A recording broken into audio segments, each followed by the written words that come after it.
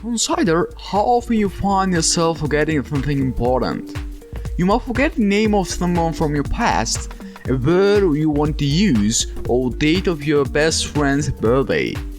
Forgetting is a common problem that can have both minor and serious consequences. Why and how do we forget information? One of today's best-known memory researchers, Loftus, has identified 4 major reasons why people forget: retrieval failure, interference, failure to store, and motivated forgetting. Have you ever felt like a piece of information has just vanished from your memory? Or maybe you know that it's there, but you just can't seem to find it. The inability to retrieve a memory is one of the most common causes of forgetting. So why are we often unable to retrieve information from memory? One possible explanation of retrieval failure is known as decay theory.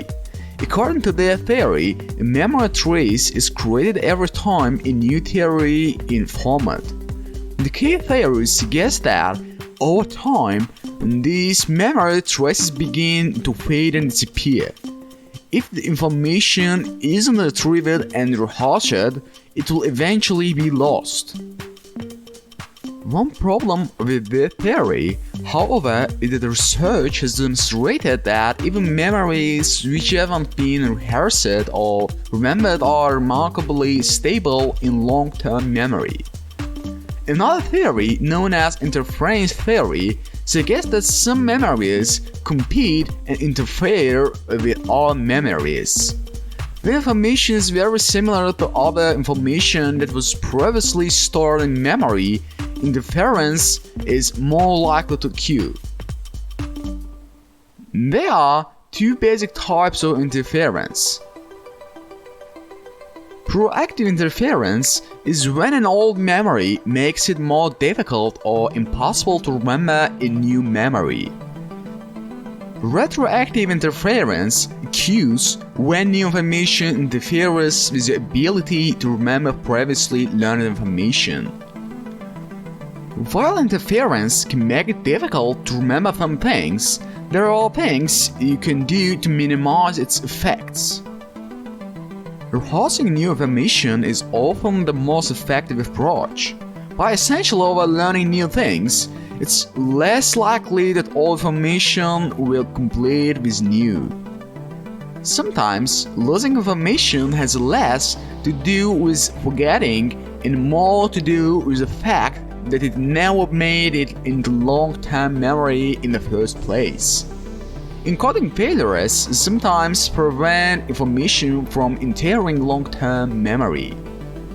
In one well-known experiment, researchers asked participants to identify the correct US penny out of a group of drawing or incorrect pennies. Try doing this experiment yourself by attempting to draw a penny from memory, and then compare your results to an actual penny. How well did you do? Chances are that you were able to remember the shape and color, but you probably forgot other mirror details. The reason for this is that only the details necessary for distinguishing pennies from other coins were encoded into your long-term memory. Identifying a penny doesn't require knowing the exact image or words found on the coin. Because this information is not really needed, you've likely never taken the time to memorize it and commit it to memory. Sometimes we may actively work to forget memories, especially those of traumatic or disturbing events or experiences. Painful memories can be upsetting and anxiety-provoking, so there are times when we desire to eliminate them. The 2 basic forms of motivated forgetting are suppression, which is a conscious form of forgetting, and repression, an unconscious form of forgetting. However, the concept of repressed memories is not universally accepted by psychologists. One of the problems with repressed memories is it's difficult, if not impossible, to scientifically study whether or not a memory has been repressed. Also note that mental activities such as rehearsal and remembering are important ways of strengthening memory, and memories of painful or traumatic life events are far less likely to be remembered, discussed, or rehearsed. That's all for today. If you liked the video, don't forget to like and subscribe us.